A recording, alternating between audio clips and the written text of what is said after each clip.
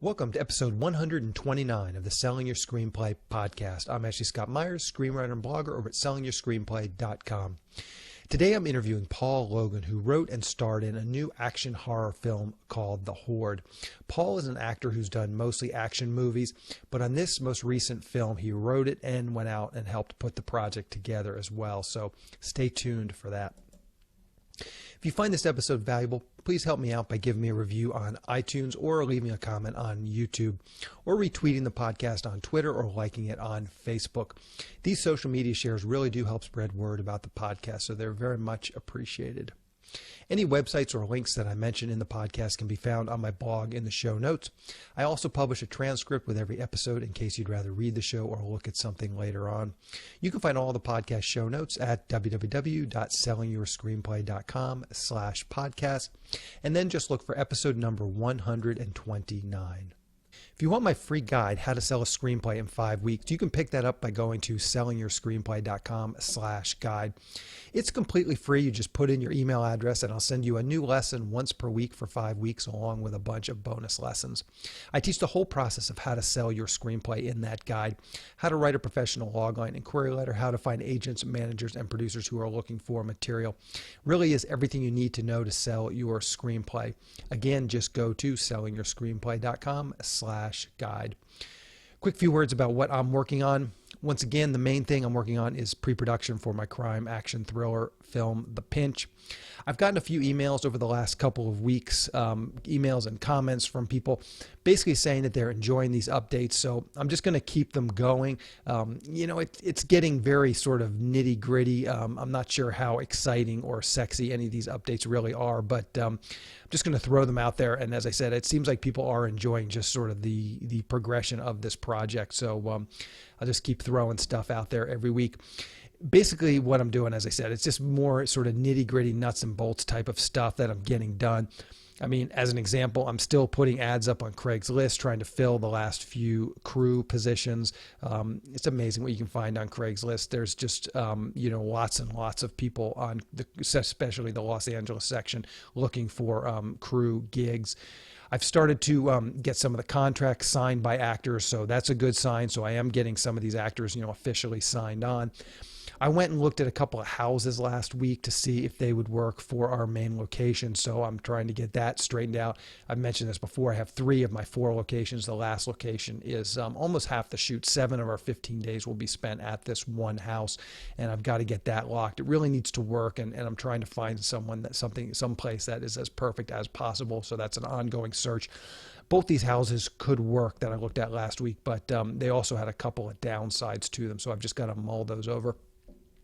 I'm doing some more casting this week. Tomorrow I'm going to be doing a casting session for 2 of the roles. Casting is pretty labor intensive.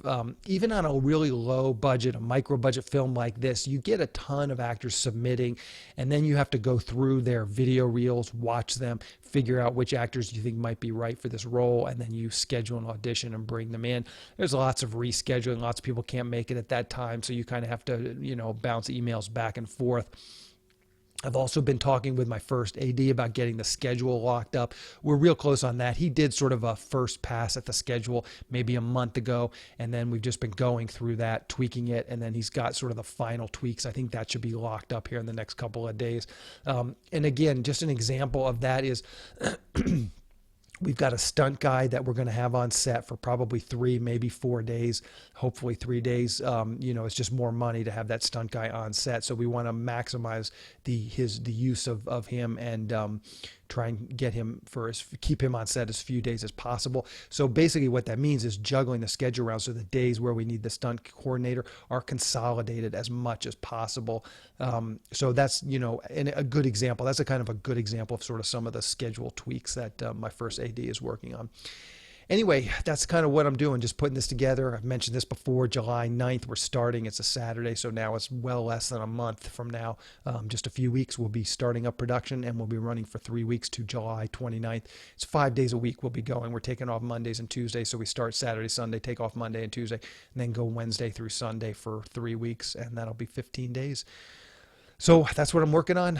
So now let's get into the main segment. Today I'm interviewing writer and actor Paul Logan. Here is the interview. Welcome, Paul, to the Selling Your Screenplay podcast. I really appreciate you coming on the show with me today. Thanks for having me on. So to start out, maybe we can just get a little bit of background on your career in the entertainment industry, kind of how you got into this and eventually, got to the point where you wrote and sold this screenplay, The Horde.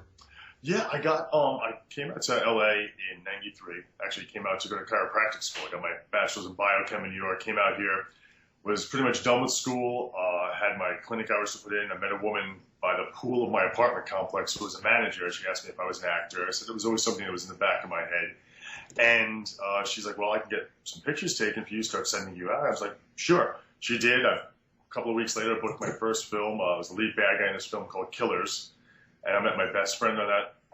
And he introduced me to my acting coach on that and never looked back. So I've been doing that ever since. I was on Days of Our Lives for almost 3 years, Friends, Angel, Smith, a bunch of films for a sci-fi channel.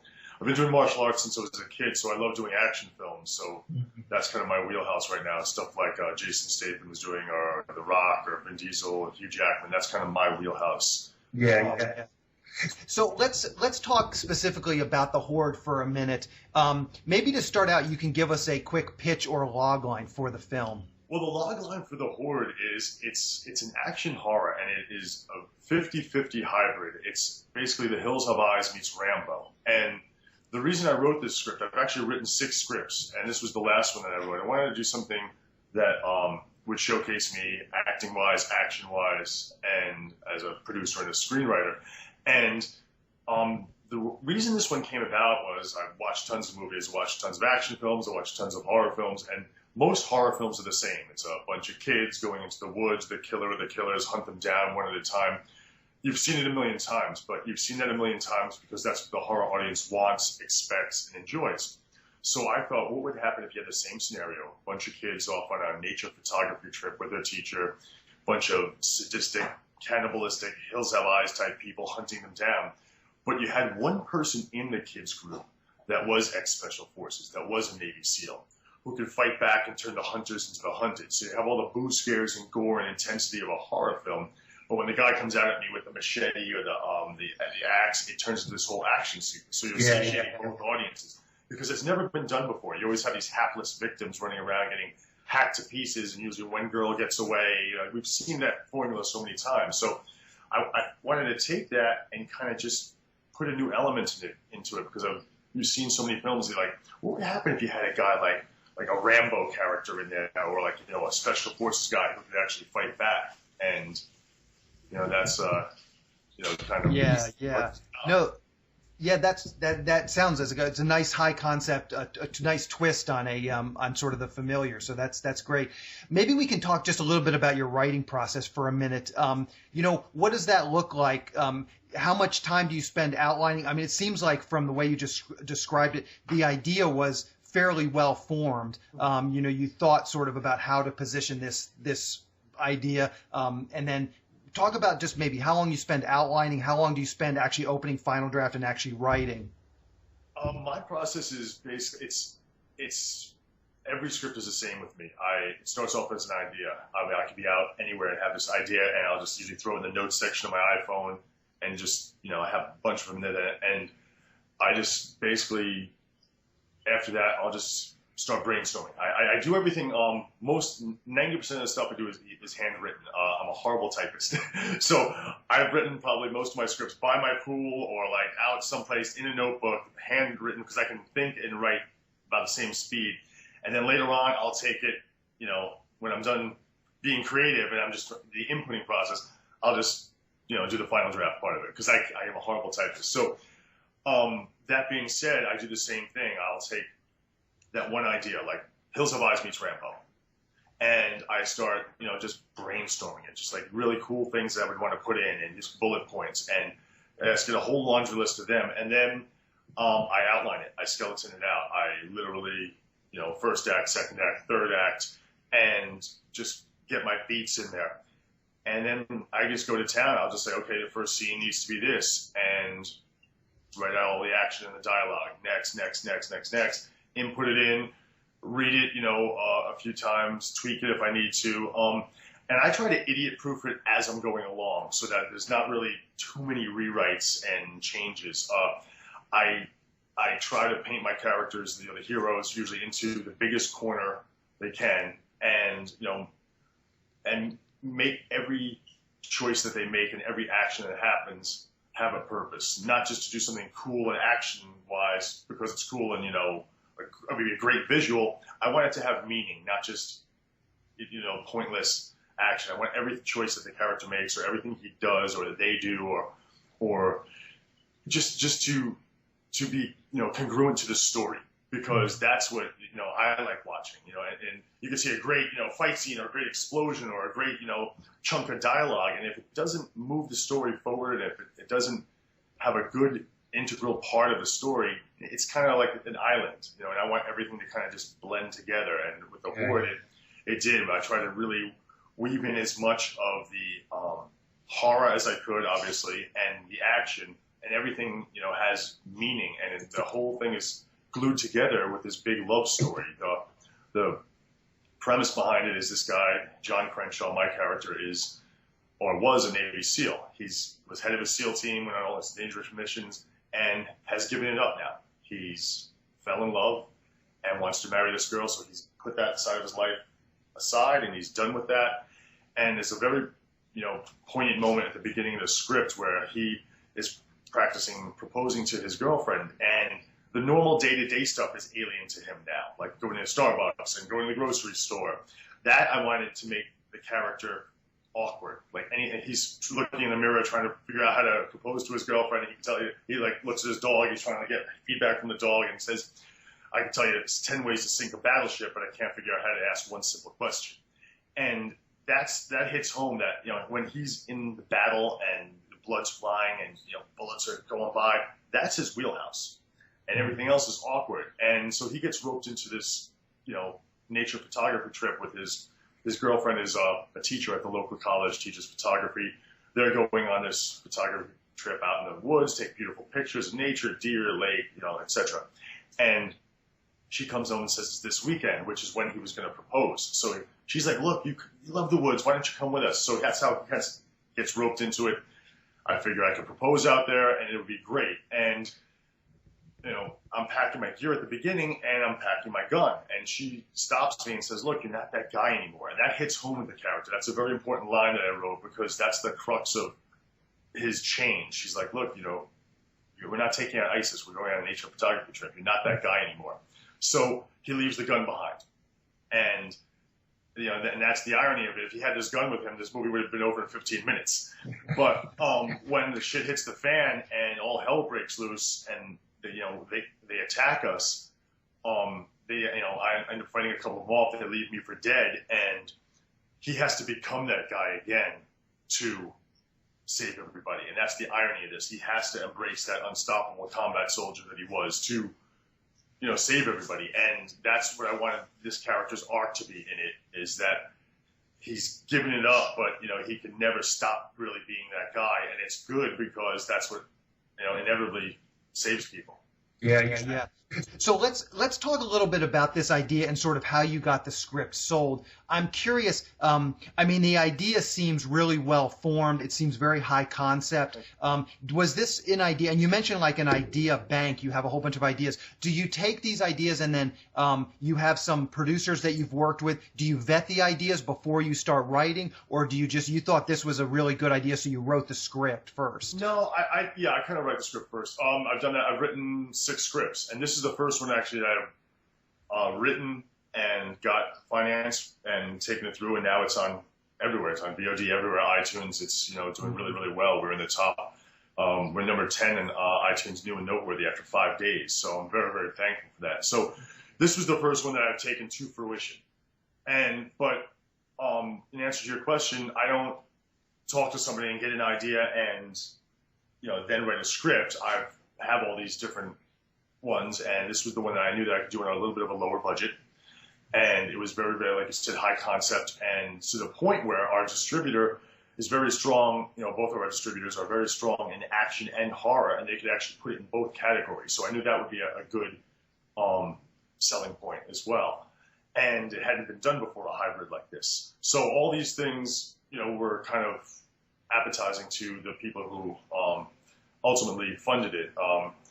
what I ended up doing was I put together a sizzle reel. I took stuff from other films, other horror films, and some stuff from the Rambo movies. Sly doing some stuff, and then we shot some stuff with me, and I edited it all together to kind of show people what this was going to look like before it even came out, it even was done. Obviously, to kind of give a visual, because you could write a synopsis, you could tell people about it, but if they see that, they're like, oh, okay, I know what I'm getting, and that's what it was. And so I took it to 313 Films, which this was their first film, and they were looking for a project, and I talked to them, showed them the concept, showed them the sizzle reel, script, and they loved it. And so they greenlit it, and partnered up with my production company, Razor's Edge Productions, and together we made the Horde. Okay. And so let's talk about your relationship with them. How did you meet these folks? You said the company was called 313 Films. And okay, 313. How did you meet those folks at 313 Films? We had been friends for a couple of years, and they were always looking to start a production company to make a film, and I was on the other end of it. I had all these contacts, on both sides of the camera that I could bring to the table, crew and cast and everything in between. I just didn't have the financing. They had the financing. They didn't have anything else. So it was a perfect match. And it was great because, again, it was their first one. And it was my first one putting everything together. I've acted in tons of other people's projects, but not my own. And what was nice about it is having that freedom and the control to make sure everything was done the way that I wrote it. And literally, with the team we put together kicked ass, and we got 99% of what I wrote on that script in the film, and that's unheard of. I mean, I changed one thing. There was a chase scene at the end, and there was a car here and a truck chasing behind it, and I wanted people coming up on motorcycles, jumping into the truck that I was in. The road wasn't wide enough to have a car and motorcycle on a camera car, so we had him jumping in from the side. That's the only thing we changed, and that was a huge testament to the crew we put together and the cast and everybody who came in and just literally killed it. It was great because I watched this movie. You write, when you write something, you watch the movie 1,000 times in your head before it gets done. And it just came out the same way. Yeah. I wonder if we can, you can just back up a little bit. Like you said, you've known these people from the 313 Productions for a long time. Just talk about that relationship a little bit. How did you meet people? I mean, that's kind of the holy grail, is meeting people that have financing in place. So are they people you worked with on some of your other productions? Are they just, people that were outside the entertainment industry that were friends that way? Definitely the latter. They were people who were friends, and they were, they had access to financing and literally wanted to, get into that and make a film. And so it was it was a perfect, business marriage. Did you then talk to some of the distributors once you had financing in place? Did you talk to some of the distributors? Because as you said, you have kind of a unique hook here with the high concept blending of two genres. At that point, did you start to talk to distributors and not really, just a cursory thing. Distributors that I knew, just to kind of figure out if I was going down the right path, because again, I've written 6 scripts. I wanted to know which one to come out of the gate with strong.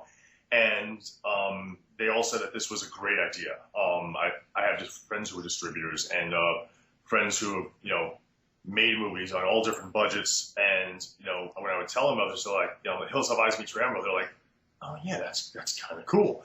And so everyone had that, initial like, wow, I want to see this movie thing. And so talking to them, but no one's going to buy anything like 10 years ago. You could sell something on a concept or a poster or a trailer.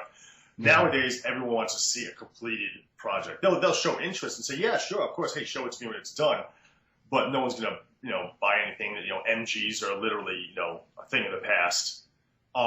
But that being said, everyone showed a genuine interest. And then when we were done, we literally finished a week before AFM. So we went to the market I had my editor, he was great. He literally threw together a bunch of the action and the horror stuff and put it over a really cool song, and just to show people what we did in the rawest of form.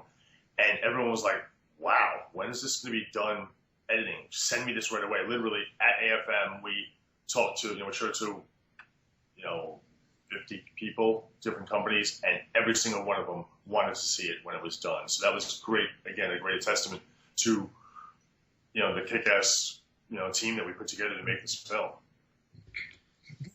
I always like to get a sense of just the scope. Like you say, you've written 6 scripts, and obviously you found a good match with this production company. But I always like to sort of get a sense of the scope of what else you're doing. And what I've found with my own experience is that there's a whole lot of projects that don't go anywhere, and nobody ever talks about those. But that's a big part of the process, is having those 10 failures so that one success comes through. And I find a lot of people who come to my blog, they've written one script and they've sent it to a couple people, and I wish you luck and I hope that works out. But most of the people I talk to that are successful in this business, they got 10 projects going, and as I said, you never hear about the 9 that don't work out. You only hear about the 1, and they only talk about the 1 that was a success. So were you doing something with these other 5 scripts? Did you send this script and the sizzle reel to other companies that said no thanks? Well, again, I've written the scripts, and as I would, they were always just stuff to have, because I knew that eventually I would have creative control, and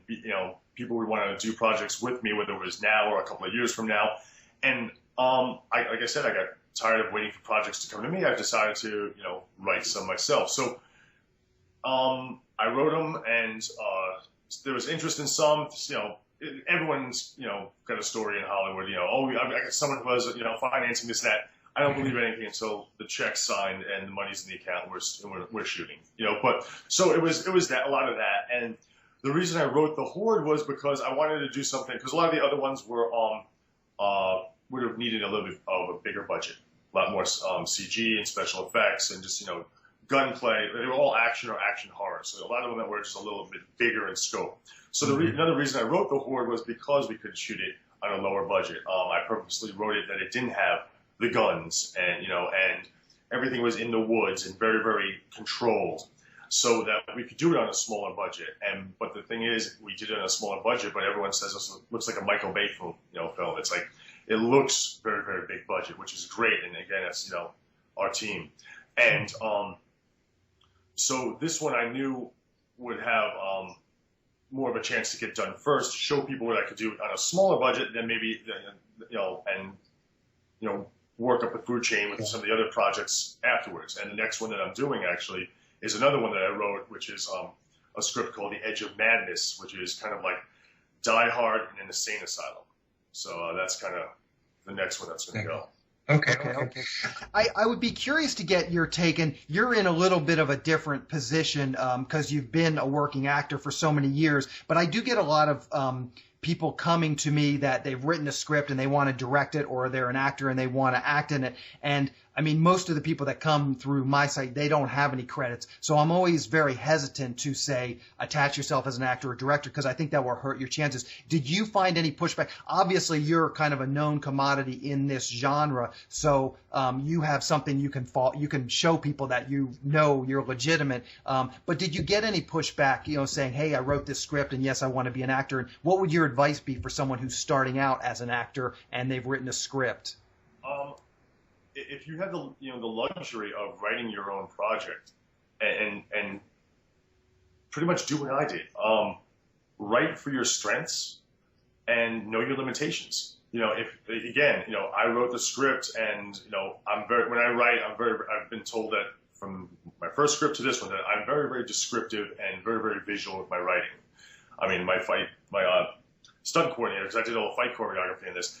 The fight scenes I wrote literally were, he's like, Paul, we could shoot this right now. I mean, that's how descriptive I was. But I wrote everything in there knowing that I could do those things. I didn't write stuff in there that, because I didn't get doubled at all in this. I did all my own, stunt work and fights and everything. So again, even if it's not an action film, write to your strengths. If you're an actor and you've got great comedic timing and you're great at comedy, write that in as your character. If you're a really good, drama, or if you're a character actor, don't write yourself as the lead.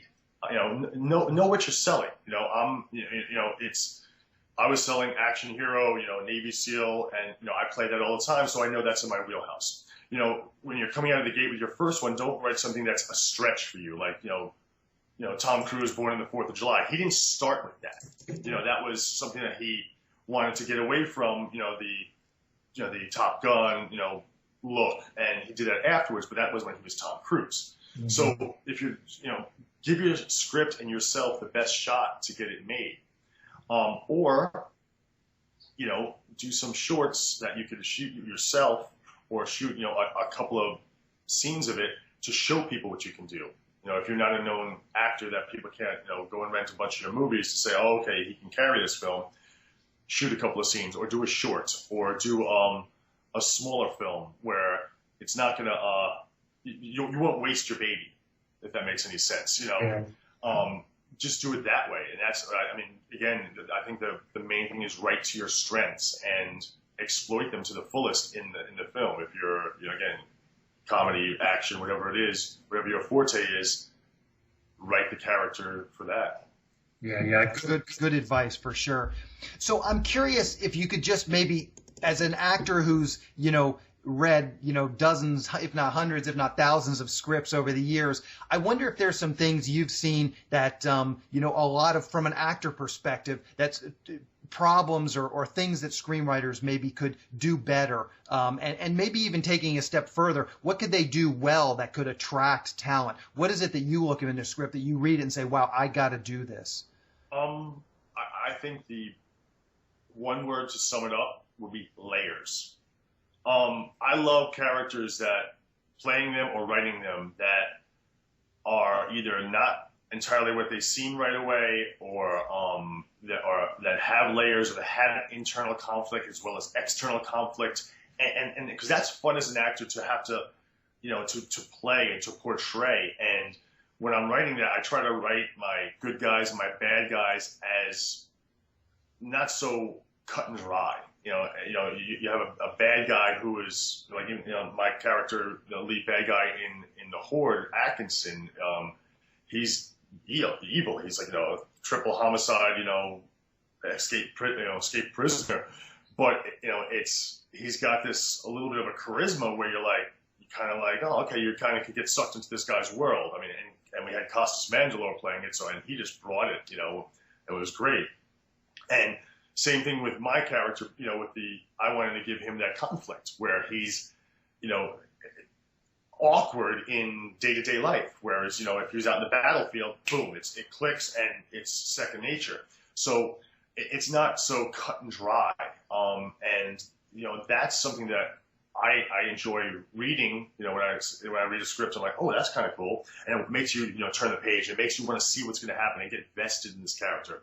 And that's what you want. You want your audience vested in these characters. And so as a writer, I try to make them an onion. So you peel back the layers, and you're like, ooh, that surprised me, but also don't get away from, give them what they expect, maybe like 60% and maybe 40% of what they don't, because you don't want to get too far away from it where it's too convoluted. Then you're trying, because you're trying to be too, different. Then you're like, what am I reading? Who am I selling? Who is this person really? Give them the core. The guy's a hero. He's a hero, but he could be a flawed hero. He could be a wounded hero. He could be a scared hero. But he's still a hero. And just give him all these challenges to overcome in the film, and that's interesting. But still keep to the core of the character, but give them these layers. Yeah.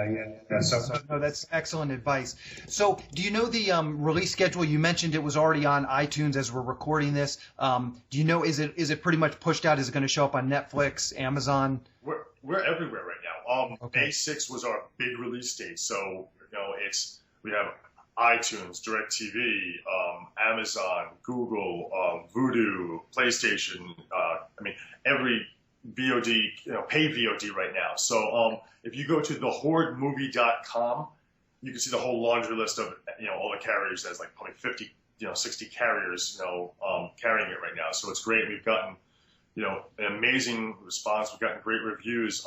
But as far as the Netflix, that's our next phase. You go pay VOD first, and then after that, I think it's like 60 to 90 days later, then you have your Netflix, which is your subscription VOD.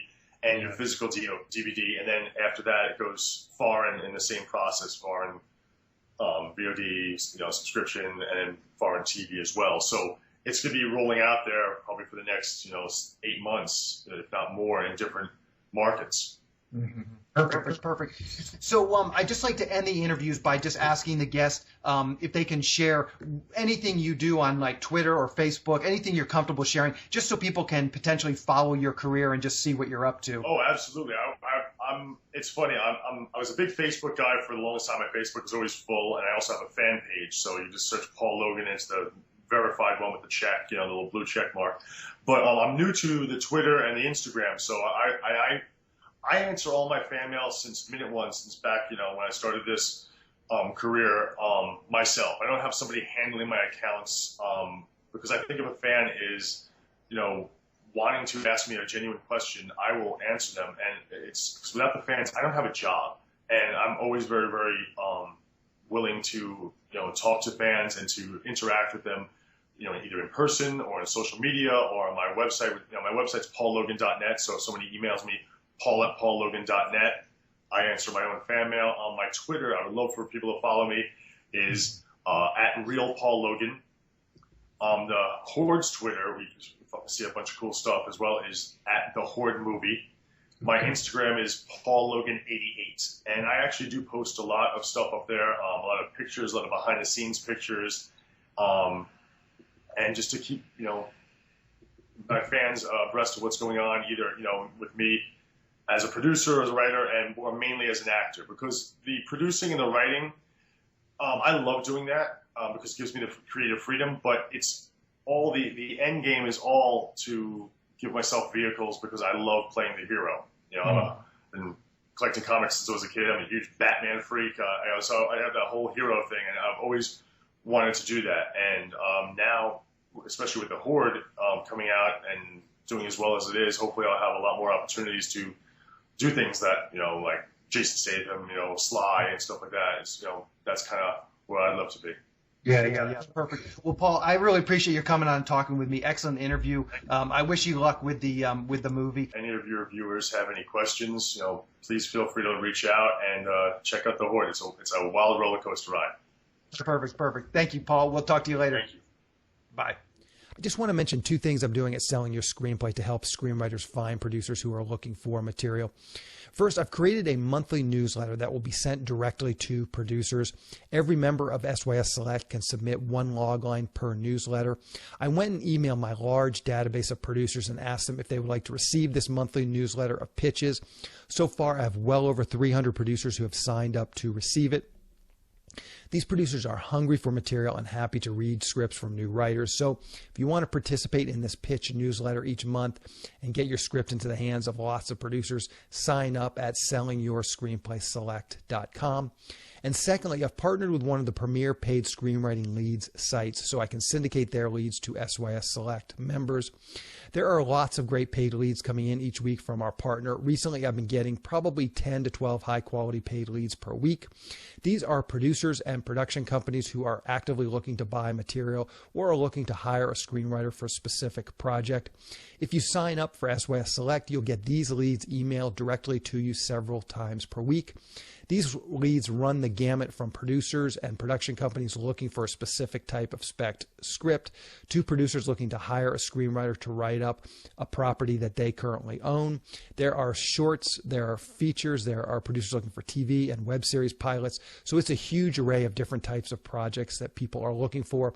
And these leads are exclusive to our partner and SYS Select members. Again, to sign up, go to sellingyourscreenplayselect.com. On the next episode of the podcast, I'm going to be interviewing another actor turned writer, Remy Auberjonois, who wrote and directed the feature film Blood Stripe. Again, he wrote the script. He's directed the script. He wrote it with his wife and an actress who is the star of the project. And he put the project together pretty much from the start. It was their idea. They wrote it up. They tried to find a writer. That didn't work out. So they ended up writing it up themselves. And then they went out and, as I said, just found funding for the film and went out and shot it. So it's an interesting story and a great template for a lot of us who are looking to produce our own material. So keep an eye out for that episode next week. To wrap things up, I just want to touch on a few things from today's interview with Paul. I think today's interview is a great contrast to the episode last week with Sean Nalaboff and his movie Hard Sell. Sean had a very different approach. He really wasn't thinking about the marketability of his script or his project. He was just trying to do a project that he thought had meaning to him. And Paul is clearly sort of the opposite end of the spectrum on this one. He went after something that clearly had a market, mixing two popular genres, as he said in the interview, mixing kind of horror with action. Since he's been an actor for many years in many of these genre films, he really understands that part of the equation, which is to say he understands sort of the film financing part, the hook, the fact that you need a clear genre or even a mixture of genres that has a clear market before you go out and start to market the script. The script has to be marketable. So Sean really, or I should say Paul, really comes at it from a different angle than Sean. And I think that's fantastic to see these different people doing different things, coming at it from a different perspective and getting their movies made. One common thread that I hope people are seeing, and this is not just with today's interview with Paul and last week's interview with Sean, lots and lots and lots of writers, directors, producers, people that come on my podcast, they are people that are out making things happen for themselves. They're people who write a script and they just go out and they raise the money, or they self-fund it, or they find the money, or they shoot at low budget, whatever the case may be. But they're basically going out there and they're making the films themselves. They're not waiting for permission from someone. And when I say waiting for permission, I mean they're not sitting by their phone waiting for someone to buy their screenplay. They're just going out there and doing it. Also, I think it's interesting to listen to Paul says what he looks for in a character that he's potentially going to play. I had an interesting conversation this past week with an actor where he was thinking about coming on and doing a very small role in my movie, The Pinch. And the role is in the script. It's literally called Uniform Police Officer, something like that. So it's clearly a very small role. And one of the things that I could tell, I mean, this is an actor who's just doing it for the credit. I mean, there's no money to speak of.